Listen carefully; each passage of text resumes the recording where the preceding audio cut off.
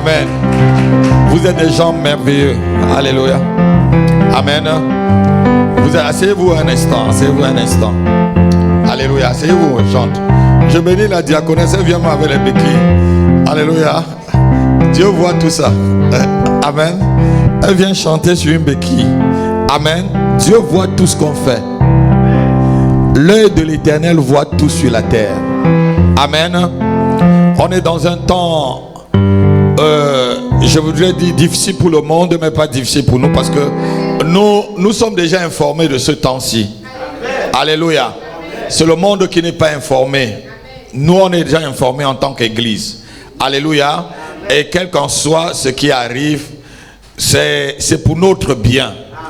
Mais gloire soit rendue à Dieu, que l'État a compris que même en période les plus difficiles, nous avons besoin de Dieu pour prier. Parce que Dieu est le Dieu de tous les États. Dieu est le Dieu de tous les hommes. Alléluia.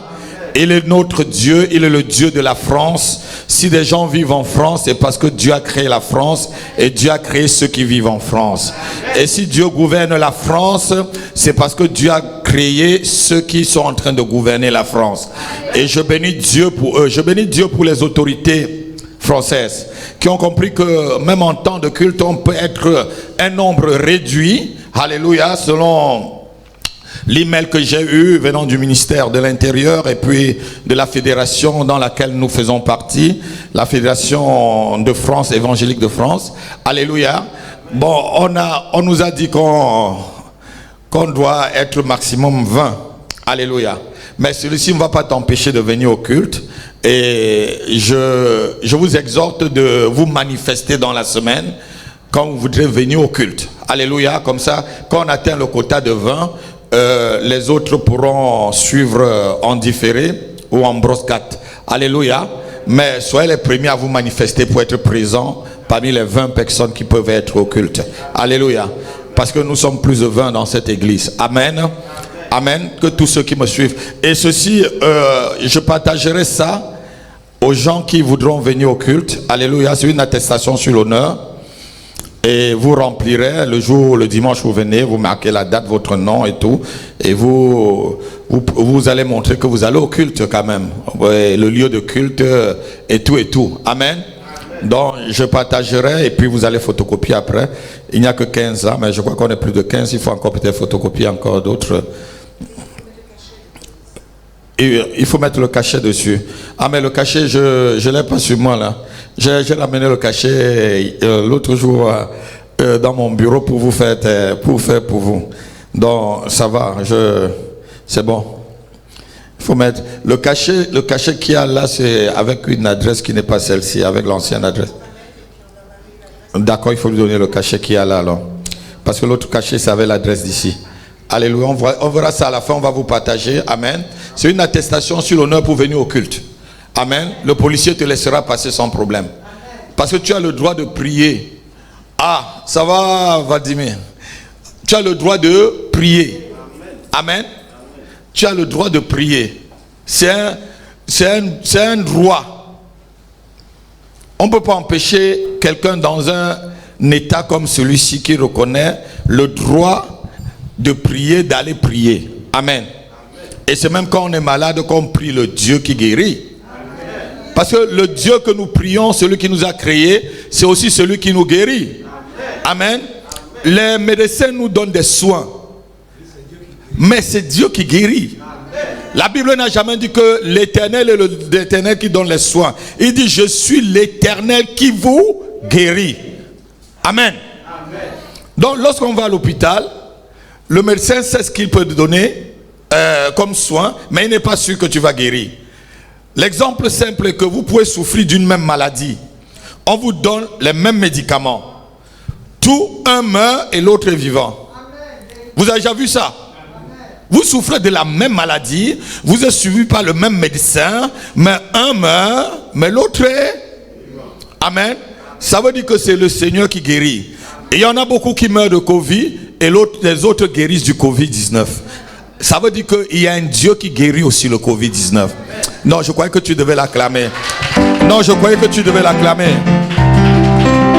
Et c'est ce Dieu-là que nous adorons ce matin. C'est lui que nous sommes venus adorer. Et c'est en lui que tu dois placer ta confiance. Mets ta confiance en lui et il agira. Mets ta confiance en l'Éternel. Quand on parle de confiance ici, c'est la foi totale. Amen. Tu dis, Seigneur, si tu ne fais rien, moi, je suis perdu. J'ai appris à tout mettre ce que j'ai dans le même panier du Seigneur. Je dis, bon, vous savez ceux qui ont joué au poker, hein, tu mets tout, tu mises. Ah, vous n'avez jamais joué au poker? Moi, je jouais au poker quand j'étais jeune. Hein? Alléluia. Tu mises tout, toutes tes cartes. Tu dis, bon, si je perds, je suis zéro. Alléluia. Mais avec Dieu, on ne perd jamais. Avec notre Dieu, on ne perd jamais. Donc, ne vous découragez pas pour venir ici au culte. Et ne perdez pas aussi des bonnes habitudes pour garder vos offrandes, pour garder vos dîmes, pour garder vos dons volontaires, pour garder tout le soutien que vous pouvez donner à l'église. Amen. Gardez les bonnes habitudes. C'est dans les situations comme ça que Dieu sait si tu l'aimes ou pas. Mais quand dans les situations comme ça, tu commences à faire des calculs. Ma calcul, ma plan. Comme on dit chez moi au Cameroun avec les Bamileke. Ma calcul, ma plan. Et après, il a un immeuble, il part, il laisse l'immeuble là. Et les enfants sont en train de se déchirer derrière. Alléluia. Amen.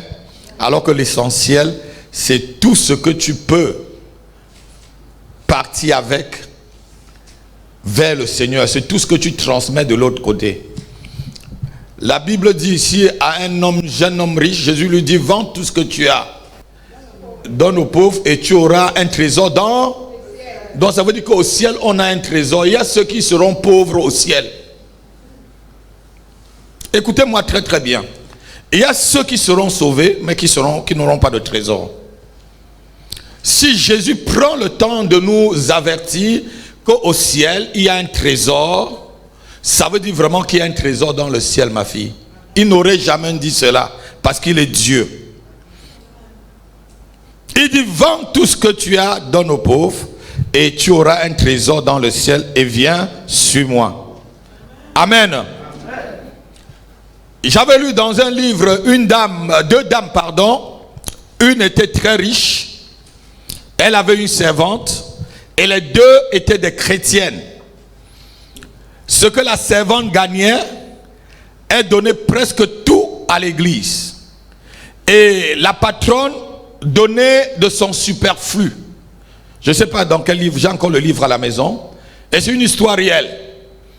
La servante est morte. Elle est partie au ciel. Elle habitait une très très très grande maison et belle. Et la patronne maintenant meurt à son tour. Elle vient. Et l'ange la conduit. En passant dans la rue, elle voit la servante dans une grosse maison. Et on lui montre sa maison. C'était une maison mais pas vraiment belle comme pour la servante. Elle dit non, c'est elle qui doit aller là-bas. L'ange lui a dit c'est ta part, c'est ce que vous donnez sur la terre comme vous construisez ici dans le ciel. Alléluia. Non, tu n'as pas entendu. Tu n'as pas entendu. À la mort, on est conscient. On va le voir tout à l'heure. Le titre de notre message ce matin, c'est la seconde mort. Écoutez-moi, on meurt deux fois. Tout homme est appelé à mourir. Il y a certains qui vont mourir une seule fois et d'autres qui vont mourir deux fois. Alléluia. Il y a un cantique que nous on chantait, on était encore jeunes chrétiens. Je ne mourrai point la seconde mort. Ma vie est cachée en Jésus. Je ne mourrai point la seconde mort. Ma vie est cachée en Jésus. Il m'a donné la vie. Il m'a donné la vie. Je crois que ma fille connaît chanter ça. Il m'a donné la vie. Il m'a donné la vie. Ce que mon père ne peut faire, il a fait pour... Oh, ce que ma mère ne peut faire. Oh, ce que mon frère ne peut faire, ce que mon père ne peut faire. Oh, il m'a donné la vie. Il m'a donné la vie. Ce que mon père ne peut faire, ce que ma mère ne peut faire. Il m'a donné la vie. Oh. Il m'a donné la vie. Ce que mon frère ne peut faire, ce que ma soeur ne peut faire. Il m'a donné la vie. Oh, il m'a donné la vie. Oh. Ce que ma femme ne peut faire, ce que mon mari ne peut faire. Il m'a donné la vie. Oh. Chante avec moi. Il m'a donné la vie. Il m'a donné la vie. Ce que mon père ne peut faire.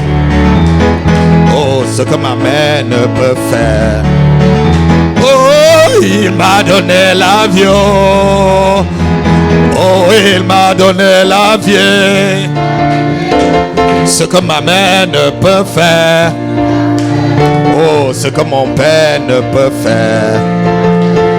Oh, il m'a donné la vie.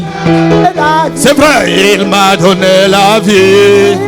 C'est pourquoi je chante. Il m'a donné la vie. Ce que ma soeur ne peut faire, il a fait pour moi. Ce que mon frère ne peut faire, il a fait pour moi. Il m'a donné la vie. Oh, il m'a donné la vie. Oh. Il m'a donné la vie. Ce que ma mère ne peut faire, il a fait pour moi. oh, ce que mon frère ne peut faire, il a fait pour moi. Alléluia. Amen. Alléluia. Ce que Dieu a fait pour moi, c'est tellement énorme. Alléluia.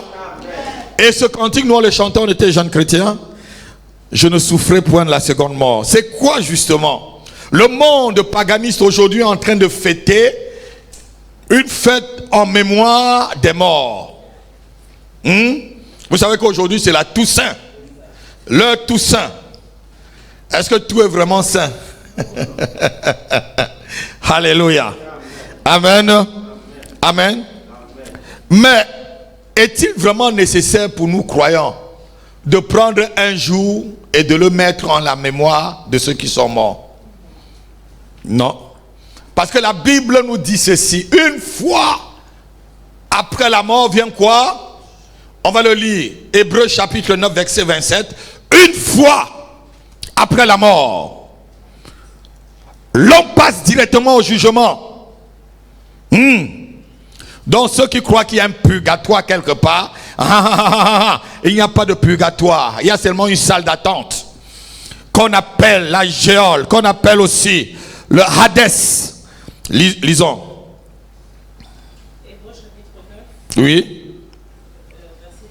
Non, verset 27. Et comme il est réservé aux hommes de mourir une seule fois, Oui. après quoi vient le jugement. Comme il est réservé aux hommes de mourir une seule fois, après quoi vient le jugement. Quelqu'un peut dire amen. Amen. Il nous est réservé de mourir une seule fois. Il n'est pas réservé de mourir deux fois. Mais ce matin, on va voir que certaines personnes vont mourir deux fois. Qui sont ceux qui vont mourir deux fois? Ceux qui vont souffrir la seconde mort. Et quelqu'un quelque part a dit que la mort c'est le rendez-vous de tous les vivants. Vous connaissez ce verset? C'est le rendez-vous de tous les vivants. Job chapitre 30 verset 23. C'est le rendez-vous de tout être qui vit. Et cette mort, c'est d'abord ta mort physique. On va lire Job chapitre 30 verset 23 avant de s'asseoir. C'est le rendez-vous de tous les vivants. On n'a pas fêté un rendez-vous où certains iront directement dans le lac de feu. Lis ma fille. Job chapitre 30 verset 23. Car je le sais. Tu me mènes à la mort. Oui. Au rendez-vous de tous les vivants. Et tu me mènes à et au rendez-vous de C'est un rendez-vous où personne ne va rater. Même les impies qui croient qu'ils sont impunissables, même les païens, les méchants qui croient qu'ils sont impunissables, qui voient la patience de Dieu comme une faiblesse. Non, il y a un rendez-vous. Il y a un rendez-vous de tous les vivants.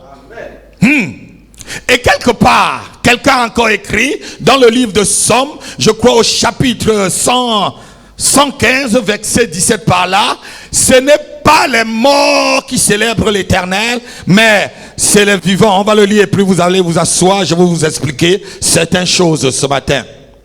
Somme 115, verset 17. Oui. Ce ne sont pas les morts qui célèbrent l'Éternel. Ah. Ce n'est aucun de ceux qui descendent dans le lieu du silence. Oui. Amen. Ce n'est pas les morts qui célèbrent l'Éternel. Ce n'est pas ceux qui descendent dans le lieu du silence. Et quelque part, je crois que Jésus-Christ nous a encore parlé que Dieu n'est pas le Dieu des morts, mais celui des vivants, asseyons-nous. Amen. Amen. Donc, quelque part, en tant que chrétien, je n'ai pas à mettre un jour à part pour célébrer Dieu, pour célébrer les morts, pardon. Parce que c'est les vivants. Et il est écrit quelque part, toujours dans la Bible, les morts n'ont plus de mémoire dans le séjour de mort. Je crois que c'est dans le livre d'Ecclésiaste. Alléluia. Ceux qui attendent le Seigneur Jésus-Christ comme leur Seigneur et Sauveur personnel, c'est ceux-là qui ne souffriront pas de la seconde mort. Tous les vivants vont souffrir de la première mort, on va le voir tout à l'heure, qui est le rendez-vous de tous les vivants. Mais ceux qui entendent le Seigneur, ceux qui ont reçu Jésus-Christ, ceux qui ont accepté que Jésus-Christ est leur Sauveur et Seigneur personnel, ne mourront pas la seconde mort. Quelqu'un peut me donner amen? Amen. Quelqu'un peut me donner vraiment un amen? Amen. Parce que la première mort, c'est le rendez-vous de tous les vivants. Ça veut dire quoi? Ça veut dire que c'est la chair, le physique là, qui pourrit. Mais la seconde mort, on va le voir, c'est après la résurrection. Amen. Il va y avoir une première et une deuxième résurrection. Mais aujourd'hui, je vous parle plutôt de la seconde mort. Il y a deux résurrections. Même ceux dont Jésus-Christ a ressuscité. Lazare a été ressuscité, mais il est mort, non? Il y a eu 6 résurrections dans la Bible. Dorcas a été ressuscité, elle est morte, non? Le fils de Jaïr a été ressuscité, mais il est mort, non? Ça veut dire que quand ces personnes ressuscitent, même ici à l'église, on a eu une résurrection. Je ne sais pas si la sœur vit encore, elle a quitté l'église. On a eu une résurrection à Paris, vous étiez témoin. Elle était morte, le médecin a dit qu'elle est morte. Elle est morte entre tes mains. Mais Dieu lui a seulement redonné la vie. Amen. Mais elle mourra maintenant la mort de tous les vivants. Alléluia. Mais qui sera vraiment cette mort que c'est la chair que nous avons là. La poussière là redevient poussière. Alléluia. Alléluia. Donc, quelqu'un a dit quelque part que c'est terrible de tomber dans la main du Tout-Puissant. Hébreux chapitre 10 verset 31. C'est une chose terrible. La première mort te fait tomber directement dans le jugement, dans la main du Tout-Puissant. C'est une chose terrible de tomber dans la main du Tout-Puissant. Qui va plaider ta cause? Hébreux 10 verset 31. C'est une chose terrible. Ah non, lis encore pour que toute l'église entende et même ceux qui entendront plus tard. C'est une chose. C'est une chose terrible. Que de tomber. Entre les mains du Dieu vivant. Ça veut dire que c'est une chose terrible. Ça veut dire, asseyez-vous, c'est une chose terrible de venir directement en jugement après la mort. C'est une chose terrible, mon fils. Ma mère, lorsqu'elle est revenue de son coma, elle nous a raconté comment l'ange de l'Éternel l'a prise et l'a fait passer dans un couloir. Avant qu'on ne la prenne pour faire passer dans le couloir, on l'a appelée par son nom de jeune fille. Elle était étonnée. Elle croyait qu'on devait l'appeler par son nom de son mari. Elle dit que quand cette voix t'appelle, ma fille, elle n'a jamais entendu une telle voix. C'est ce qu'elle nous avait dit. Elle n'a jamais entendu une telle voix. Tu es obligé d'abdiquer. Elle a essayé de voir sa coépouse qui m'avait empoisonné, ou sa soeur m'avait empoisonné, qui souffrait dans un lac. Et elle a demandé à l'ange, non, c'est moi. Tu es qui pour me demander de l'enlever là? Elle mérite d'être là. Elle a essayé de sauver sa coépouse. Elle a fermé sa bouche jusqu'à on lui demande, retourne pour voir Samuel et Emmanuel. Et tu reviendras. Et tu sais pourquoi tu es ici? Elle dit non. C'est parce que ton fils Happy, Dieu donné, Eugénie a pris beaucoup pour toi. Priez pour vos familles. Priez pour vos familles, je vous dis. Priez pour vos familles. Depuis ce jour, je ne cesse de prier pour toute ma famille. Pas j'ai compris que ça paye. Alléluia. On lui a dit, donc au ciel on connaît mon nom, on connaît aussi le nom de la prophétesse. Quelqu'un peut acclamer le Seigneur. J'espère et je prie aussi qu'on connaisse ton nom. Que ton nom soit écrit dans ce livre. Alléluia. Donc, lorsque on tombe dans la main du Tout-Puissant, ça veut dire qu'on vient directement devant un jugement. Bien-aimé, ce message ce matin, ce n'est pas pour t'effrayer, mais c'est pour t'amener à te rappeler que tu dois préparer ton cœur et ta vie pour attendre le Seigneur. Alléluia. Un tel message, ce n'est pas un message de condamnation. Ce n'est qu'un message d'avertissement. Et celui qui t'avertit, c'est celui qui t'aime. Si quelqu'un ne t'avertit pas, alors qu'il sait qu'il y a un piège devant toi, c'est un méchant. Je ne veux pas être ce jour-là. Vous allez me voir près du Seigneur. Et de l'autre côté, vous êtes en train de pleurer disant que, apôtre Happy, si tu m'avais dit la vérité, je ne serais pas en train de brûler dans ce feu. On raconte l'histoire d'un homme, très grand colosse, toujours des visions que les gens font, avec un faux pasteur dans l'enfer, dans le séjour de mort, parce que l'enfer n'est même pas encore ouvert, on va voir, dans le séjour de mort, là où se trouvait le mauvais riche, et l'homme était en train de taper ce pasteur, et l'homme de Dieu dit, mais je connais cet homme, il prêchait l'évangile, pourquoi l'autre le tape? L'ange lui dit, c'est parce qu'il ne lui a pas dit la vérité. Et l'homme était en train de taper ce faux pasteur. Si tu m'avais dit la vérité, je ne devais pas être ici en train de brûler. Alléluia. Que ça ne soit jamais mon cas. Amen. Non, ton amen est froid, mais ça ne m'engage pas ton amen. Je suis là pour te dire la vérité. Je suis là pour te dire la vérité. Quelqu'un me donne vraiment un amen. Le pécheur peut sembler ne pas être puni. Le pécheur peut sembler jouir d'une opulence, jouir peut-être d'une aisance, mais sa finalité, ça sera la seconde mort. Quiconque entend un tel message et jette cela par la porte, quiconque se mit devant un miroir et oublie son image, la Bible dit celui-là que c'est un auditeur oublieux.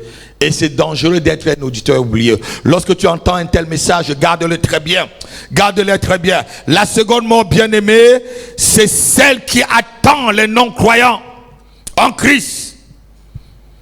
Aucun vrai croyant ne souffrira de la seconde mort. Non, je ne mourrai pas de la seconde mort. On vient de le chanter tout à l'heure. Non, je ne mourrai pas de la seconde mort parce que ma vie est cachée en Jésus. C'est ce qu'on vient de chanter tout à l'heure, parce qu'il m'a donné la vie. Ce que mon père ne peut faire, il a fait pour moi. Ce que ma mère n'a pas pu faire, il a fait pour moi.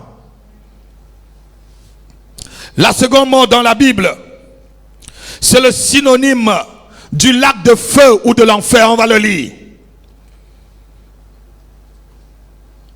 Apocalypse chapitre 20, versets 11 à 15. La seconde mort, c'est le synonyme de l'enfer ou du lac de feu. Lac on fire. C'est comme ça que les Anglais disent, non? On va lire Apocalypse 20, versets 11 à 15. Puis je vis un grand trône blanc. Regardez-moi. Tous ceux qui se trouveront devant le trône blanc iront en enfer. Iront dans le lac de feu.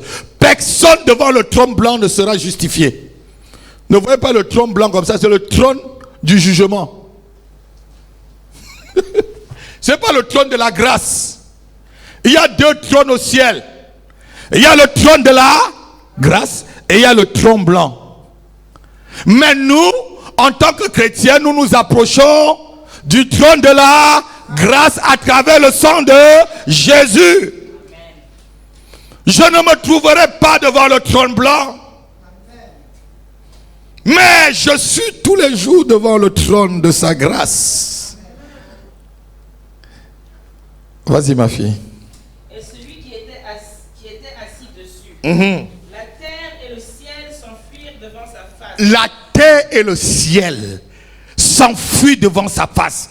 Quiconque s'amuse à entendre un tel message et jeter derrière lui, c'est qu'il est l'insensé le plus insensé. Je dis le con le plus con. La Bible dit que la terre s'enfuit devant l'Éternel. La terre entière. Continue. Et il ne fut plus trouvé de place pour eux. Je vis les morts. Je vis qui? Les morts. Oui. Les grands et les petits. Les grands et les petits. Qui se tenaient devant Dieu. Qui se tenaient devant Dieu. Des livres furent ouverts. Des livres furent ouverts. C'est le livre de ta vie. C'est le livre dans lequel tes sentiments, tes comportements, tes œuvres, tes attitudes, tes manifestations, ton adoration, tout, ta dévotion, ce que tu fais est écrit dedans. Il y a un livre de vie et c'est par rapport à ton livre qu'on te jugera. On ne te jugera pas par rapport à mon livre. Des livres furent écrits. Ce n'est pas des livres communs. Ce n'est pas des livres communs. Ce n'est pas le livre de mari et femme. Ce n'est pas le livre du père et de ses enfants. Ce n'est pas le livre de la mère et de sa fille. C'est des livres. Chacun a son livre, frère. Chacun, on va ouvrir ton livre. Des livres furent ouverts. Et un autre livre fut ouvert. Et un autre fut ouvert. Celui qui est le livre de vie. Voilà, ça c'est le livre commun pour une famille. La famille de Christ. C'est là où ton nom et mon nom est écrit. Non, ton amant là, non, ton amant là n'est pas. Non, ton amant, tu ne comprends même pas ce que je suis en train de dire. Alléluia. Continue. Et les morts furent jugés selon leurs œuvres. Et, écoutez-moi très bien. Les morts furent jugés comment? Selon leurs œuvres. Pas selon leur compte en banque. Pas selon les châteaux qu'ils ont construits. Pas selon les grands avions qu'ils ont eus. Pas selon les diplômes. Pas selon le niveau social. Pas selon le niveau intellectuel. Pas selon la beauté. Mais selon les œuvres. Je dis selon les œuvres. Aujourd'hui, il y a des gens qui meurent. C'était des sataniques, des gens qui mangent des gens en vampire même pendant la journée. On va fêter, on va aller dire, on va faire. Non, son œuvre n'était pas même bien sur la terre. Déjà sur la terre, il n'aimait pas Dieu. Tu crois que c'est au ciel qu'il va aimer Dieu? D'ailleurs, sur la terre, là, tu n'aimes pas Dieu, tu vas au ciel. Quand tu seras dans la... Il y a des gens, il y a souvent des personnes, quand ils viennent à l'église, les 1h30 qu'on passe là, c'est comme si on avait passé 100 ans ailleurs. Ils regardent la montre. Quand est-ce que ça va finir? Quand ça... Mais toi, là, maintenant, quand tu vas mourir là, au paradis, là, on dit que tu seras avec Dieu tout le temps. Est-ce que tu vas supporter? Est-ce que tu supporteras? Hey, papa, le culte a trop duré. Hein? On te dit qu'au paradis, est-ce que tu peux alors supporter? Puisque tu seras avec Dieu toute l'éternité. Tu ne supportes pas sa petite présence ici, là, maintenant, là, de 1 heure, 2 heures. Mais quand tu es devant une bière, dans un bar, tu ne vois pas le temps passer. Si c'était un anniversaire, tu vas rester toute la nuit. Apprenez à aimer le Seigneur. Apprenez à aimer sa présence. Apprenez à vivre et à aimer sa présence déjà sur la terre. Continue la lecture, ma fille. D'après ce qui a été écrit dans ces livres, la mer rendit les morts qui étaient en elle. La mer, écoutez-moi très bien. Un jour, j'ai demandé au Seigneur, mec, ceux qui meurent dans la mer, là, on les a pas enterrés, c'est comment? La mer va rendre ses morts.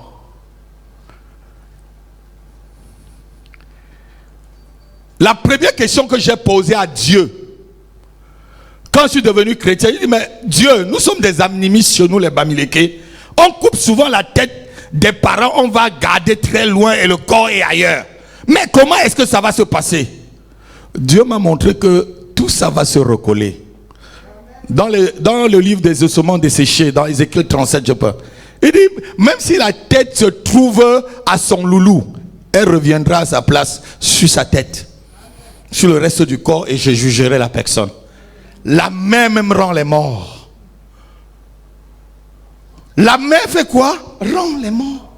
Pour aller au jugement. Suscite-toi dans la mer, ce n'est pas un problème.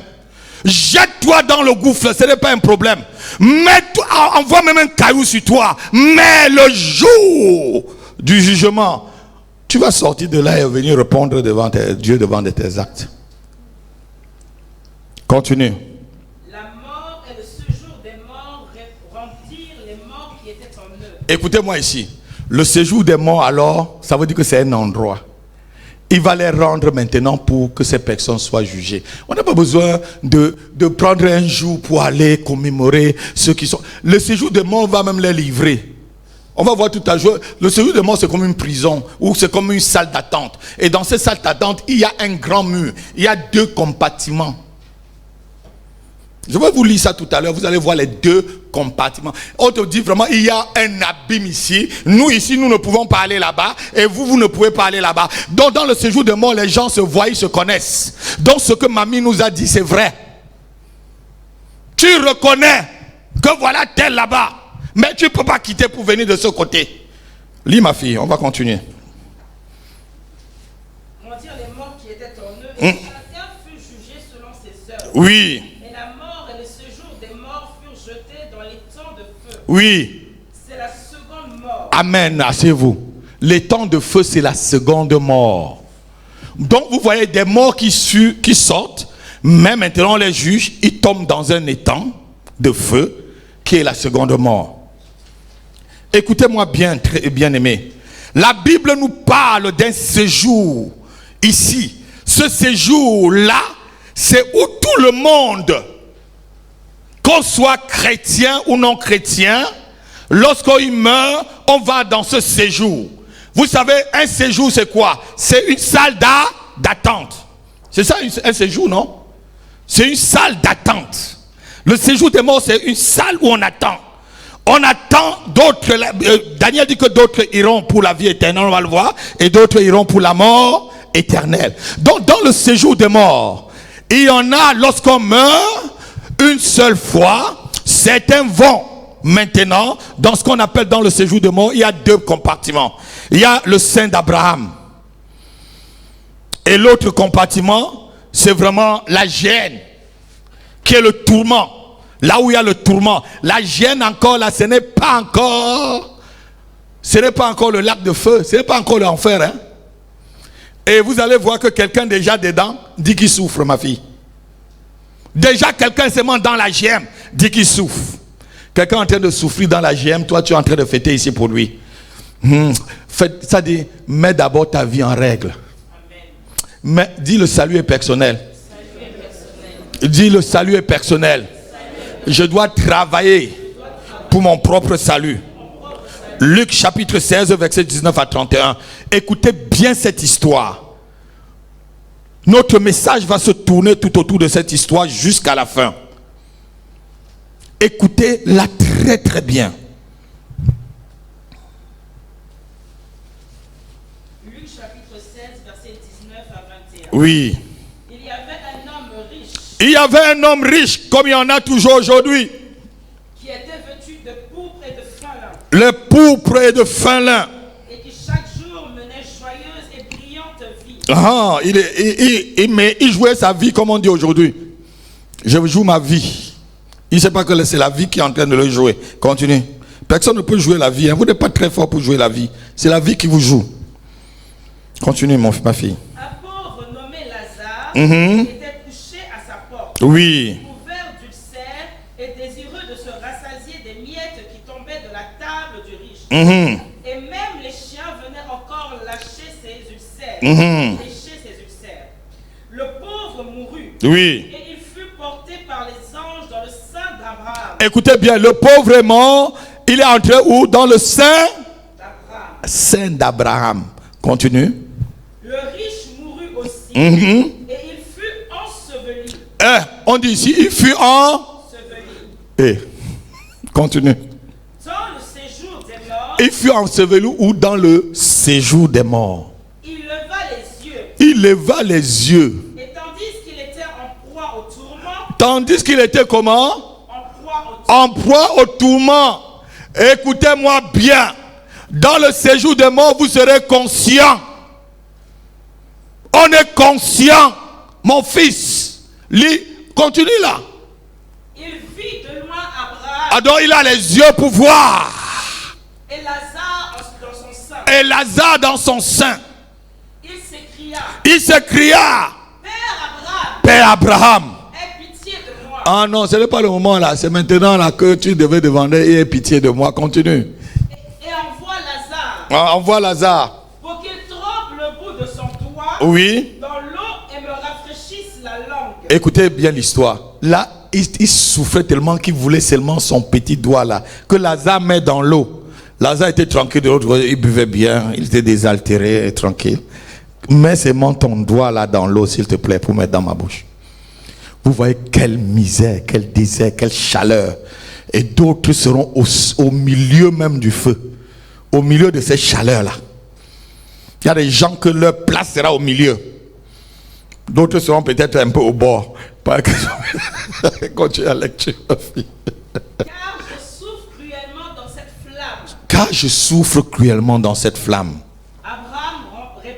Abraham répondit. Mon enfant, Oui. souviens-toi que tu as reçu tes biens pendant ta vie et que Lazare a eu les maux pendant la sienne. Maintenant, il est consolé. Toi, tu souffres. Voilà. D'ailleurs, il y a entre nous et vous un grand abîme. Et le père Abraham ici, qui représente Dieu lui-même, dit à cet homme, entre vous et nous ici, il y a un grand abîme. Ça veut dire qu'il y a une grande barrière. Il y a une grande haie. Continue. Afin que ceux qui voudraient passer d'ici vers vous, Afin que ceux qui voudraient passer d'ici vers vous, ou de là vers nous, ou de là vers nous, ne puissent le faire. Alors, donc, quand on parle même souvent du purgatoire, là, quel purgatoire? Après la mort, là, vient le jugement. Tu ne peux plus sortir de là, même si tu vois que c'est bien de l'autre côté. C'est maintenant que tu vas choisir. Et tu ne peux plus quitter de l'endroit où tu es déjà sauvé pour aller vers ce côté-là. Donc, il y a vraiment un abîme. Les morts là savent ce qu'ils sont en train de souffrir. Là sur la terre, tu n'aimes pas Dieu. On te parle du Seigneur Jésus, c'est comme si c'était... tu commences à te gratter la tête. Vous avez vu les gens comme ça. Ils commencent à se gratter, ils commencent à même à vous insulter. Parce que le démon se réveille en lui. Continue, ma fille. Le riche dit, Oui.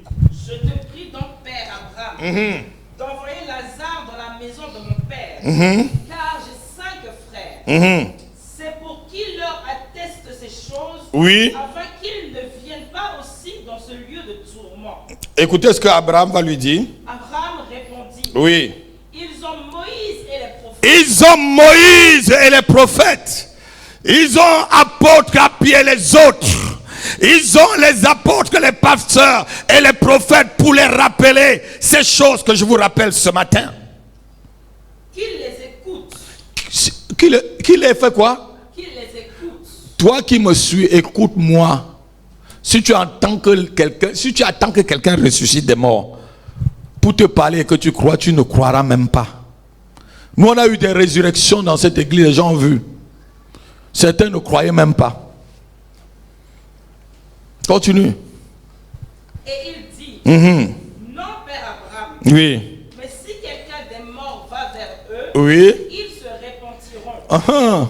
Et Abraham lui dit, s'ils n'écoutent pas Moïse et les prophètes, ils ne se laisseront pas persuader quand même quelqu'un des morts ressusciterait. Amen, asseyons-nous. Lorsque vous lisez une telle histoire, ça montre que la mort n'est pas la dernière chose que nous avons. Les gens se disent que, les athées disent que moi je crois ce que je vois. Après la mort, là, il n'y a rien. Est-ce que ici, ça montre pas qu'il y a quelque chose après la mort? La Bible dit qu'il est conscient, il voit, il parle. Il parle avec Abraham. Il dit des choses. Il demande même que les gens peuvent se repentir. Est-ce qu'on peut aller voir ses frères, ses 5 frères pour qu'ils ne viennent pas ici? Abraham lui donne seulement une seule condition. Si tu n'écoutes pas, s'ils n'écoutent pas Moïse et les prophètes, ils ne pourront rien. Même si quelqu'un ressuscite des morts, ils ne les écouteraient pas. Alléluia. Alléluia. Ici, ce qu'on est en train de parler là, c'est la première mort. Hein? Cette mort-là, ce n'est pas la seconde mort. Donc, avec la première mort, tout le monde se trouve dans le sein d'Abraham et les non-croyants même commencent déjà à souffrir. Ce n'est qu'une salle d'attente pour la souffrance. Il y a une salle d'attente pour aller au paradis et il y a une salle d'attente pour aller en enfer. Il y a une salle d'attente pour aller dans le lac de feu. Il y a une salle d'attente pour vivre dans la Nouvelle Jérusalem. Alléluia. Là où le mauvais riche a été enterré, c'est dans la gêne. C'est là, on dit dans le séjour des morts. Et dans le sein d'Abraham se trouvait le Lazare, tranquille, consolé. Je prie que ça soit ton cas. Lorsque tu fermeras les yeux, je prie que ça soit ton cas, que tu ne souffres point de la seconde mort, mais que tu ressuscites avec celui qui a vaincu la mort et son pouvoir. Il s'appelle Jésus-Christ de Nazareth. Il viendra chercher tous ceux qui croient en lui. Alléluia. Abraham rappelle à ce dernier: sur la terre, tu as écouté l'évangile. Qu'est-ce que tu as fait de cela? Tu as écouté apôtre puis prêcher. Tu as écouté le prophète Daniel parler. Tu as écouté le pasteur Pierre parler. Tu as écouté le pasteur Gédéon proclamer. Et tu t'es moqué de lui.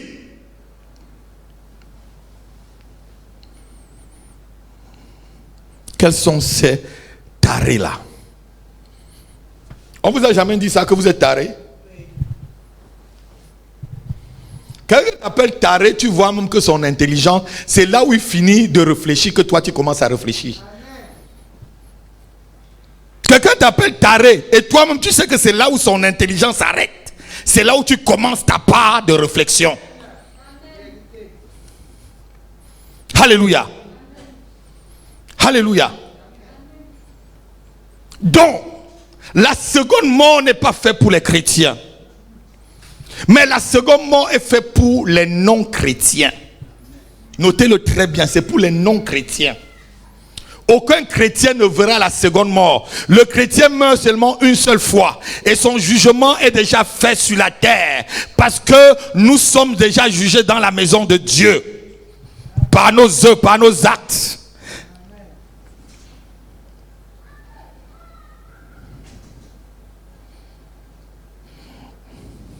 L'apôtre Jean précise ceci. Dans Apocalypse chapitre 21, verset 8. Écoutez un peu ce qu'il dit. Il met bien la précision par rapport à tout ce qu'Abraham a expliqué à ce monsieur. Apocalypse 21, verset 8. Mais pour les lâches, ce sont qui les lâches? Qu'est-ce qu'un lâche? Hein? Un lâche c'est qui? Voilà, ceux qui manquent de courage. Ceux qui manquent de courage de se déclarer devant les hommes qui appartiennent à Christ. Si tu ne peux pas déclarer que tu es chrétien, tu es un lâche.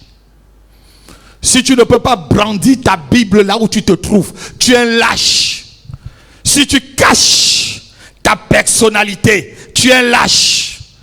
Si tu ne peux pas marcher, même avec ton insigne chrétien ou avec ta Bible en main, tu es un lâche. Les francs-maçons ont leurs écussons. Les Rosicruciens n'ont pas peur de mettre leurs écussons. Toi, tu as peur de proclamer Jésus. Tu es lâche.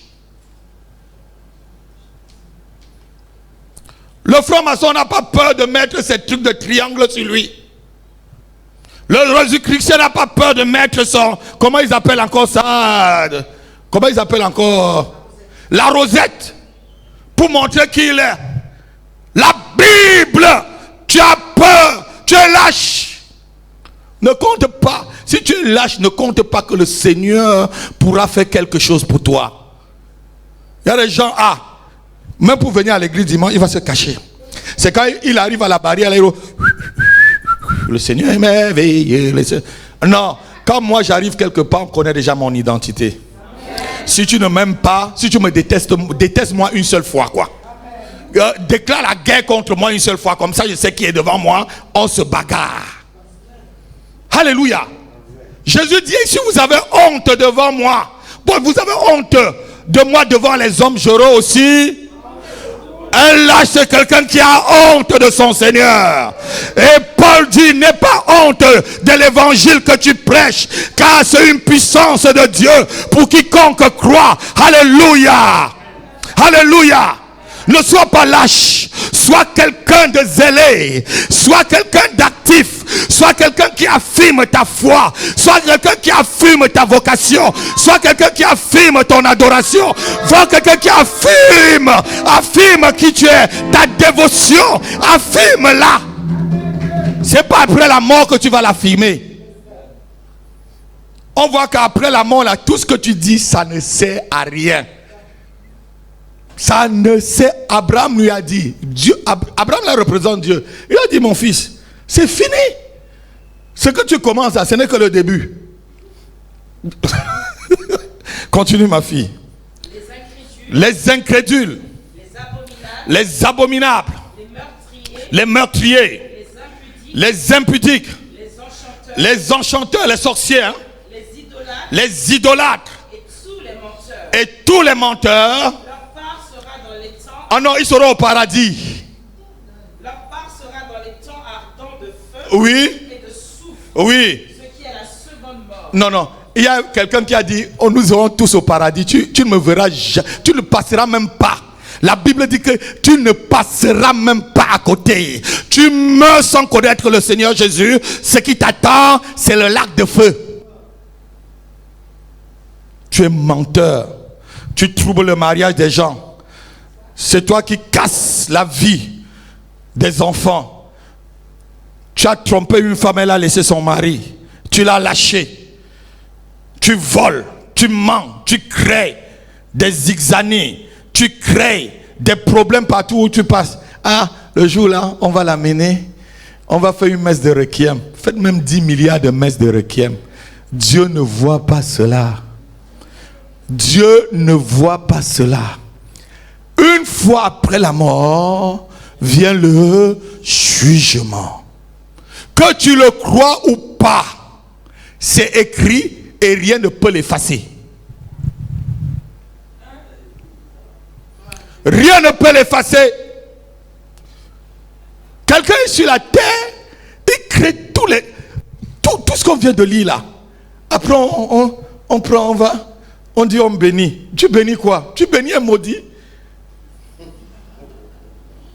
Tu bénis un maudit? Quelqu'un sur la terre qui persécutait, qui mentait, qui adultère, tout, tu bénis. Qui tuait, qui a déraciné toute une population pour rester au pouvoir. On va voir les cortèges avec des grands pharisiens, avec tous leurs habillements. Je veux dire, comment je peux m'appeler? Ils seront devant là avec les grands chapeaux. C'est l'enfer. C'est le lac de feu. Celui-là même se moque de vous. Le mot même se moque de certaines personnes. Le mot même, il se moque de certaines personnes qui sont en train de... Vous avez vu que quelqu'un meurt là, il est conscient. C'est là que le corps physique là qui reste. Le corps spirituel sort, il vous voit. Si quelqu'un de vous a déjà fait l'expérience de cela, de mort, il peut vous dire. Tu vois, mais tu ne peux pas toucher la personne. C'est fini. C'est le lac de feu. Asseyons-nous.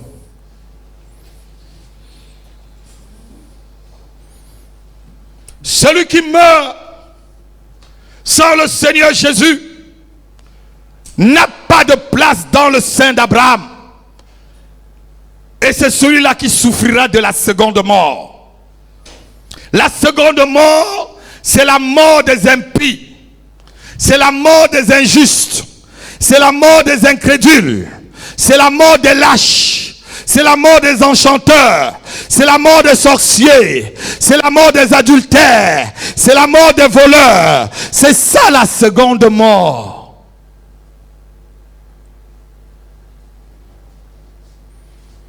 Gens qui boivent du sang vont venir déranger les hommes de Dieu. Écoutez-moi, enfants de Dieu.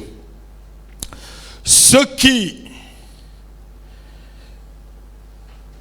dans ce monde, ne suivent pas Jésus, tous ceux-là mourront deux fois. Mourront deux fois. Parce qu'on a vu tout à l'heure que le séjour de mort a remis ceux qui les attendaient. C'est dans le séjour de mort que le mauvais riche Abraham, il va le remettre ce jour-là. On va passer devant, on ouvre le livre. On a vu que tous les livres, chacun, on a ouvert le livre de chacun. On est 7 milliards là. 7 milliards de livres, c'est rien pour le Seigneur. Ceux qui ont fait une expérience et revenir, il te dit, vous n'avez jamais vu un écran passer devant vous, vous voyez tout votre passé devant l'écran en quelques secondes. Même de vivant, mon fils, un écran passe, tu vois tout. J'ai lu le livre d'un Japonais qui est devenu chrétien. Il a fait une expérience, il est mort, il est revenu. Et pendant la guerre sino-japonaise, il avait volé les pieds de basket d'un Chinois. Il a vu ça dans l'écran. J'étais étonné, ma soeur. Il avait volé le pied de basket. Il a vu ça apparaître dans l'écran. Tout ce que vous faites même en cachette, ne vous inquiétez pas. Dieu là, son scanner est plus puissant. Alléluia. Amen. Amen. Ne cache rien. Un enfant de Dieu, c'est quelqu'un qui vit librement. Tel que vous me voyez, je n'ai pas une autre vie. Tel que vous me voyez, je suis tel devant vous. Si je suis fâché, vous allez voir, je suis fâché. Si je suis content, je suis content. Parce que mon fils m'a honoré. Vous voyez, je suis habillé aujourd'hui, c'est mon fils qui m'a honoré. Alléluia. Amen. Amen. Sois béni, mon fils. La joie qui coule là-dessus, là, c'est la bénédiction. Ça arrose ta vie. Amen. Alléluia. Amen. Donc, lorsque tu ne reçois pas le Seigneur Jésus-Christ, tu tu souffriras de la seconde mort. Ici, la Bible parle d'une souffrance. Il parle de la seconde mort comme une souffrance. Apocalypse chapitre 2, versets 10 à 11. Comme une souffrance éternelle. Comme une souffrance. La première mort n'est pas une souffrance. La première mort est encore douce. Oh, ya sharamandari brodaga. Apocalypse 2, verset 10 à 11. Ne crains pas ce que tu vas souffrir. Ne crains pas ce que tu vas souffrir. Voici. Le diable jettera quelques-uns de vous en prison. Ne craignez pas les souffrances que vous avez sur la terre maintenant.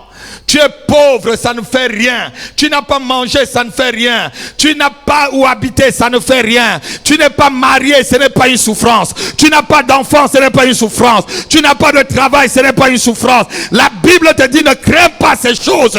Parce qu'il y a une autre souffrance qui dépasse toute cette souffrance. C'est la souffrance de la seconde mort. Je dis à quelqu'un, c'est la souffrance de la seconde mort qui dépasse la souffrance de la pauvreté, qui dépasse la souffrance du manque, qui dépasse la souffrance de la maladie, qui dépasse la souffrance du chômage, du célibat, oh, qui dépasse toute autre souffrance. Ne crains pas ce que le prince de ce monde peut te faire.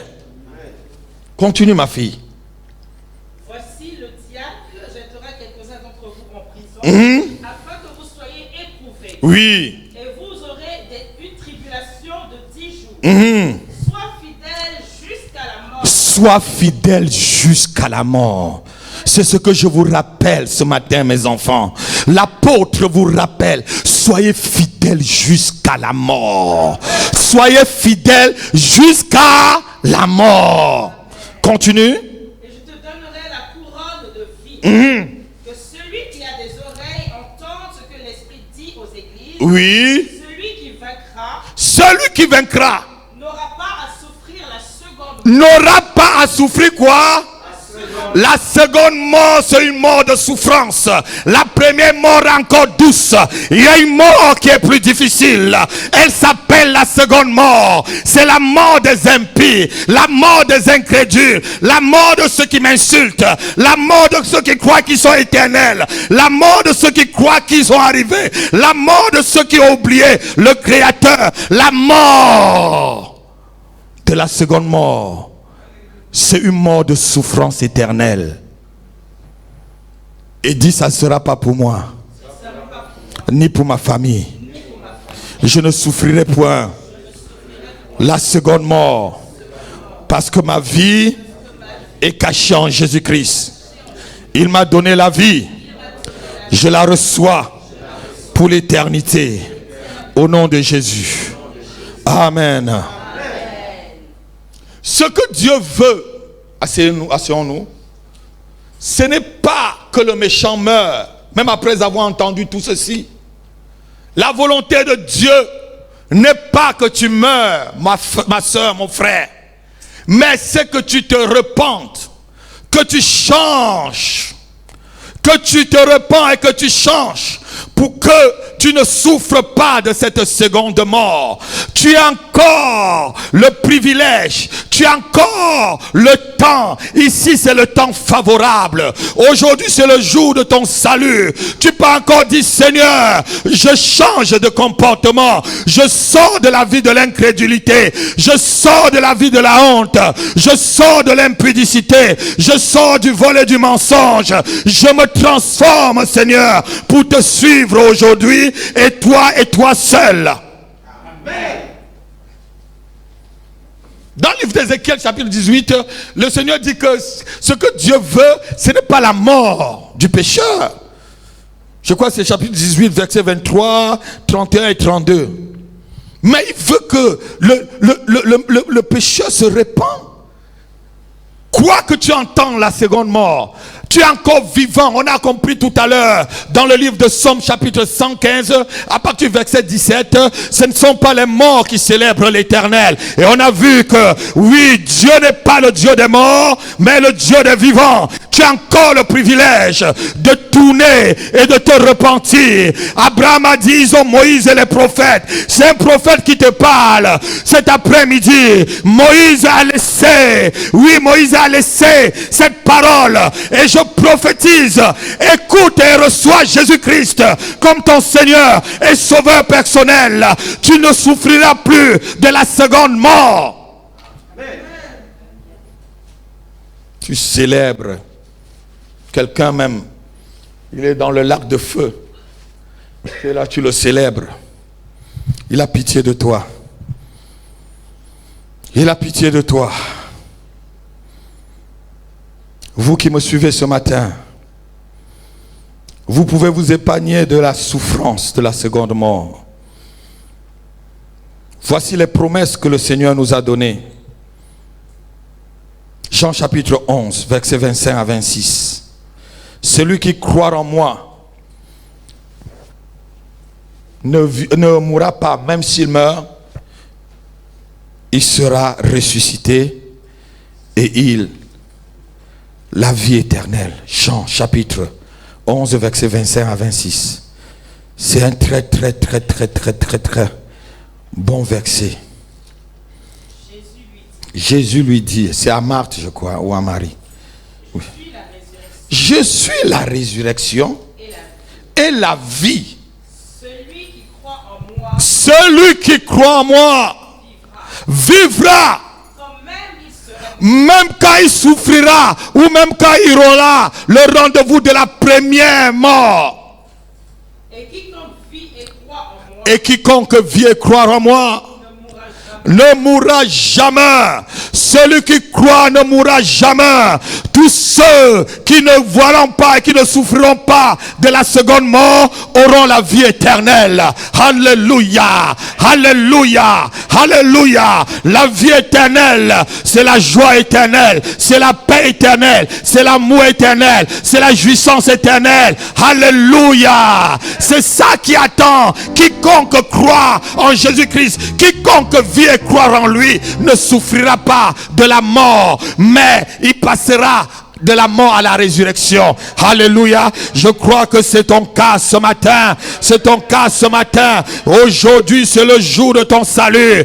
Aujourd'hui, c'est le jour favorable. Accepte Jésus-Christ dans ta vie et tu auras la vie éternelle. Il est le seul qui est mort, il est ressuscité. Il est le seul qui vit éternellement. Il est le seul qui nous a montré que ceux qui croient en lui ne souffriront point de la seconde mort. Il est le seul qui est en train de préparer une place dans le ciel. Oh, dans la maison du Père. Il dit, il y a plusieurs demeures dans la maison de mon Père. J'y vais pour vous préparer une place. Oui, croire en lui, croire en Jésus, remets ta vie entre ses mains et tu ne souffriras pas de la seconde mort. La seconde mort s'éloignera de toi et de ta famille. Quel qu'en soit ce que tu vis aujourd'hui, le diable peut t'envoyer maladie, le diable peut te rendre dans le chômage, le diable peut te rendre célibataire, le diable peut enlever tes biens, mais il y a une souffrance, il y a une souffrance que tu dois éviter, c'est la souffrance de la seconde mort. Oui, je crie haut et fort, quiconque m'entend et donne sa vie à Jésus ne souffrira jamais de la seconde mort.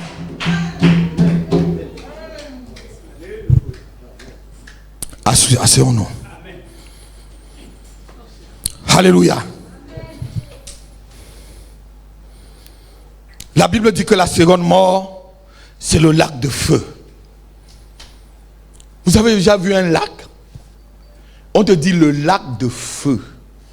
Et même pour mon pire ennemi, je ne souhaite pas qu'il aille dedans.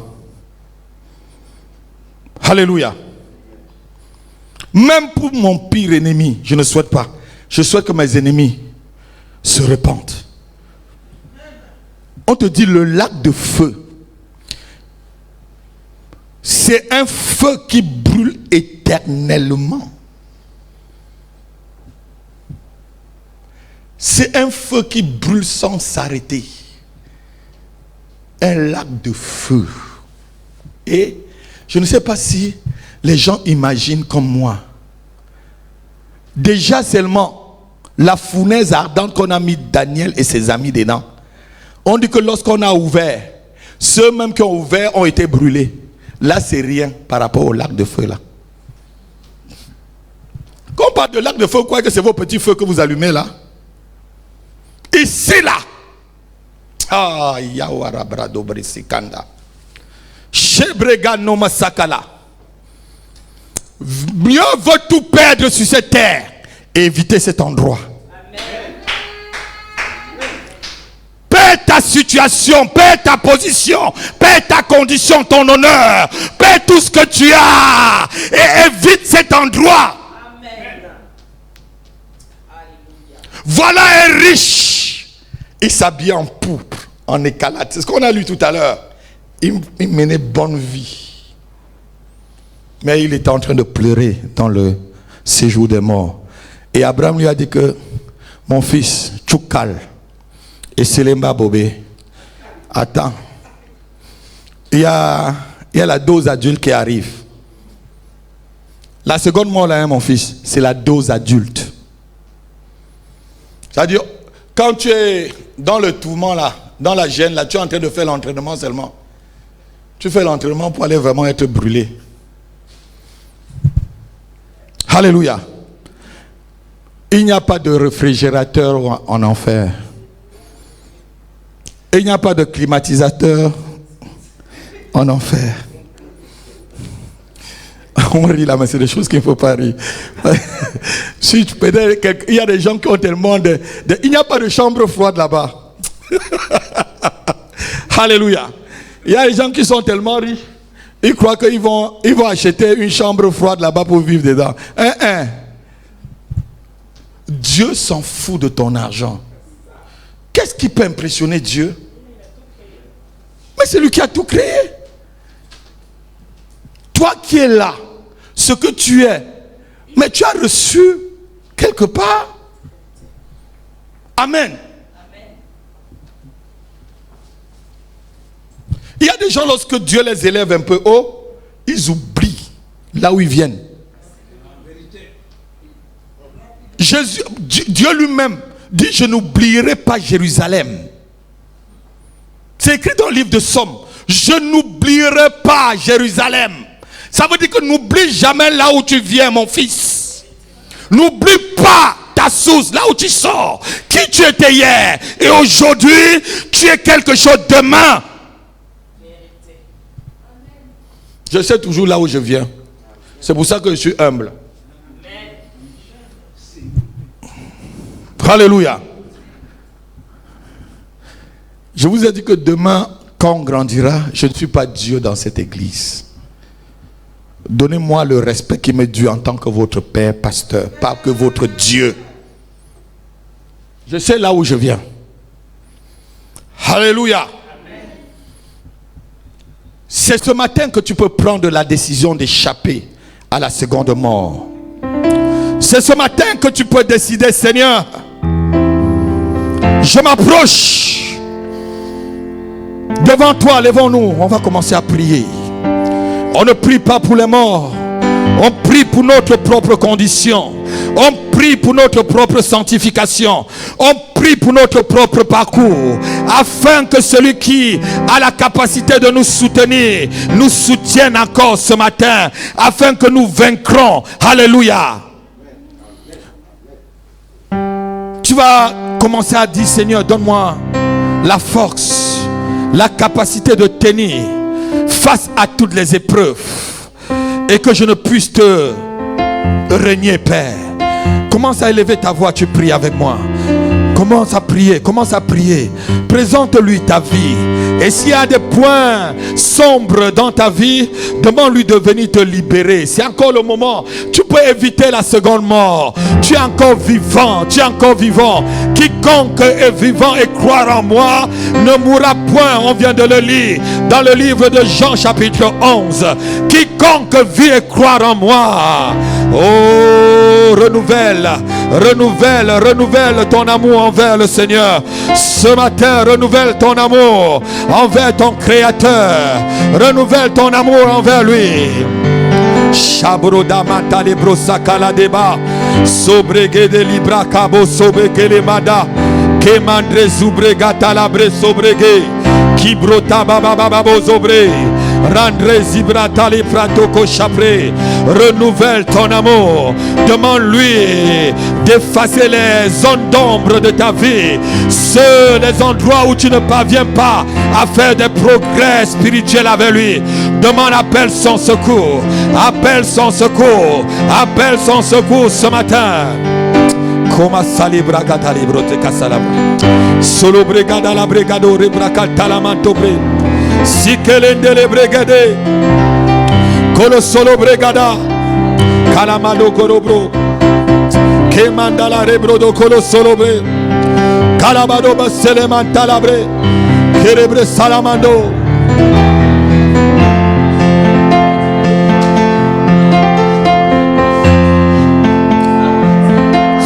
Seigneur mon Dieu, je viens à toi, chargé de mon iniquité, que ton Esprit Saint réanime ma faible foi, pour que je sois sauvé. Esprit Saint réanime ma faible foi, pour que je sois sauvé. Seigneur mon Dieu, je viens à toi. Continue à prier. Chargé de mon iniquité, Esprit Saint réanime ma faible foi, pour que je sois sauvé. Que ton Esprit Saint réanime ma faible foi, pour que je sois sauvé. Seigneur mon Dieu, je viens à toi, chargé de mon iniquité, que ton Esprit Saint réanime ma faible foi, pour que je sois sauvé. Esprit Saint réanime ma faible foi, pour que je sois sauvé. Seigneur mon Dieu, que puis-je bientôt offrir? Tout n'est que vanité.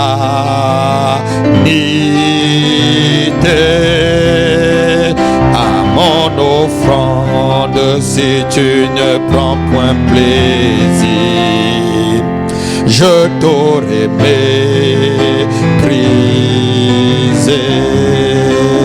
Seigneur mon Dieu, je viens à toi, oh, chargé de mon iniquité. Esprit Saint, oh Shikababa, ma faible foi, pour que je sois sauvé. Oh, que ton Esprit Saint réanime ma faible foi, pour que je sois sauvé. Oh Seigneur mon Dieu, chantons à toi,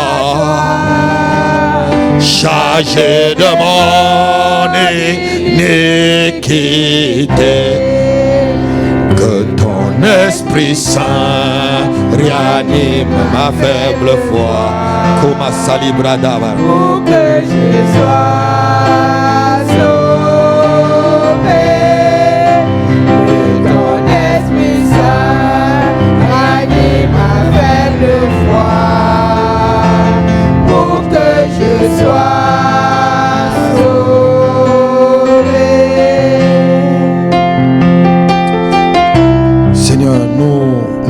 présentons devant toi tel que nous sommes, Seigneur. Tel que je suis, sans rien en moi, sinon ton sang versé pour moi, ta qui m'appelle à toi, agneau Dieu. Je viens tel que je suis, sans rien en moi, sinon ton sang versé pour moi, et ta voix qui m'appelle à toi, agneau de Dieu. Je viens. Lève tes mains, tu vas chanter avec moi. Tel que je suis, sans rien en moi, sinon ton sang versé pour moi, et ta voix qui m'appelle à toi, agneau de Dieu. Je viens. Je viens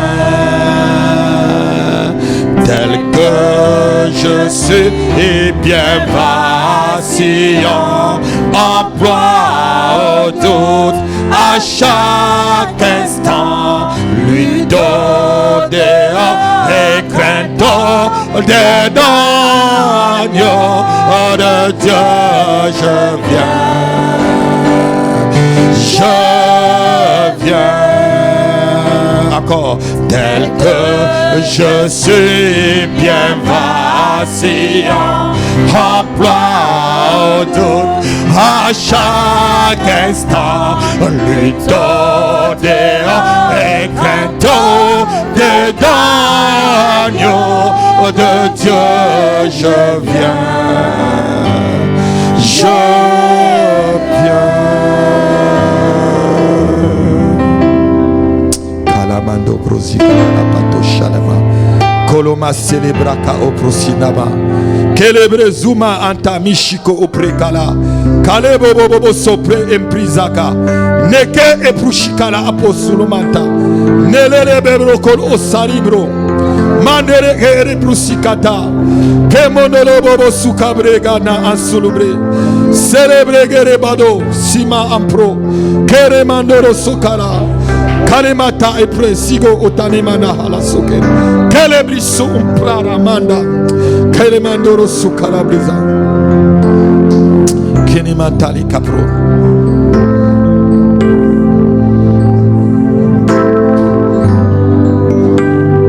Kalabur sulubada kalabri katari epas. Kababo zobre ampro sulibrigada elipata. Kerebre e prosuma ame. Migo opro e presikada braga.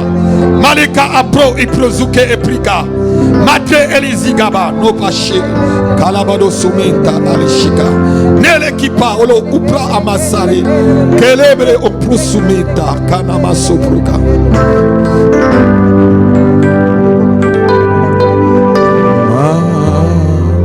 Majesté, ta grâce m'a trouvé tel que je suis, sans valeur, mais pour toi, belle de prix. Oh, majesté. Oh, lève ta main, tu pries avec nous.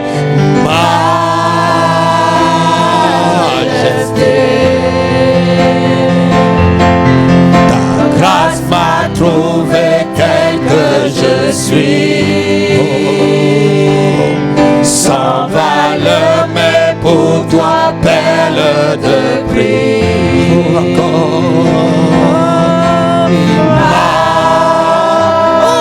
Majesté.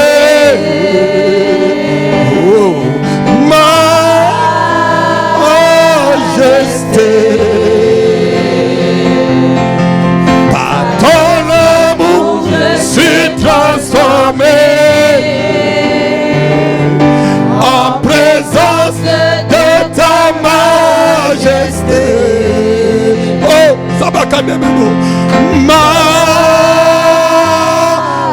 Majesté.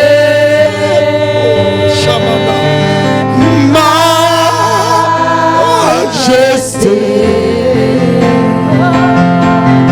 Ta grâce m'a trouvé tel que je suis. Seigneur, je n'ai pas quoi mériter. Je n'étais rien lorsque tu m'as rencontré, Seigneur. Oh, tu m'as pris, tu m'as nettoyé.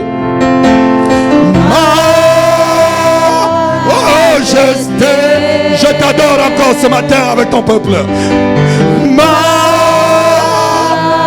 Majesté, par ton amour, par ton amour, je suis transformé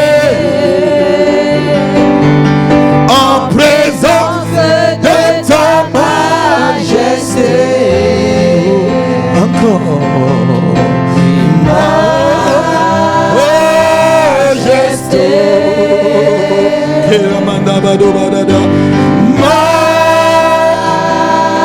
Majesté, ta grâce m'a trouvé tel que je suis. Seigneur, nous ne méritons pas, sans valeur, mais par ta grâce, pour toi, perle, nous continuons à vivre, Seigneur.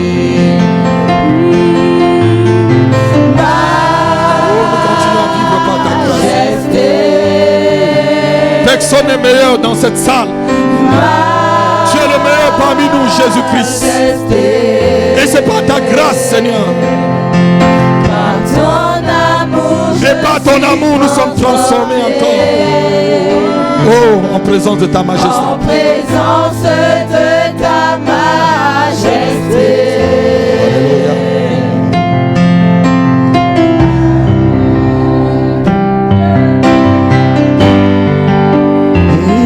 Tel que je suis,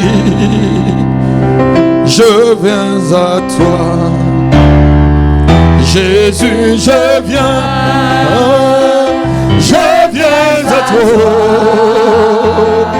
Tel que je suis, prends-moi. Jésus, je viens à toi. Je suis, je viens à toi, Jésus, je viens à toi, tel que je suis, prends-moi. Alléluia. Est-ce que tu peux l'acclamer? Acclame-le très fort. Acclame-le très fort. Acclame-le. Acclame-le. Donne-lui vraiment une offrande d'acclamation. Asseyons-nous. Alléluia. Personne de nous ne souffrira la seconde mort. J'ai cette espérance en moi que personne dans cette salle ne souffrira la seconde mort. Amen. Alléluia. Parce que nous sommes tous enfants du Seigneur. Avant de passer aux offrandes, je vais demander qu'on vous partage des fiches pour venir au culte. La prochaine fois, vous allez remplir. Vous allez photocopier chez vous, photocopier les fiches. Parce que là, il n'y a pas plusieurs. Donne les fiches à chacun.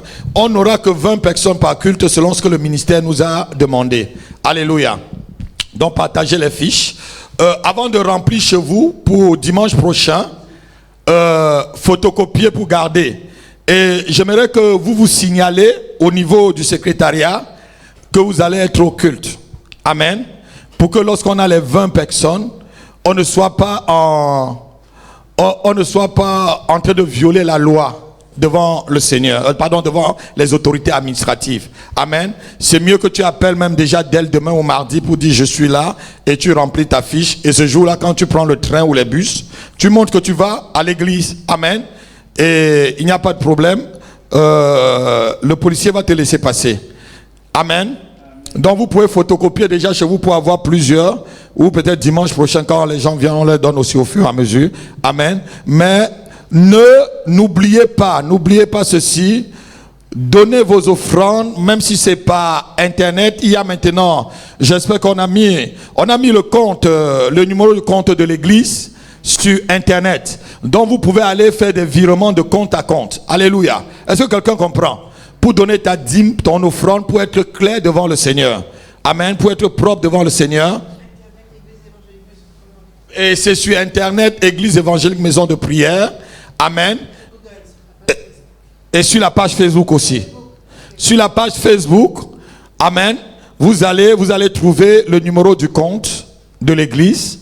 Vous faites votre dîme directement. On va voir qui a vraiment envoyé. Parce que lorsque vous envoyez quelque chose sur un compte, on voit le nom de la personne qui a envoyé. Amen. Si c'est ta dîme, on va voir que c'est ta dîme. Si c'est ton offrande, c'est ton offrande. Lorsque vous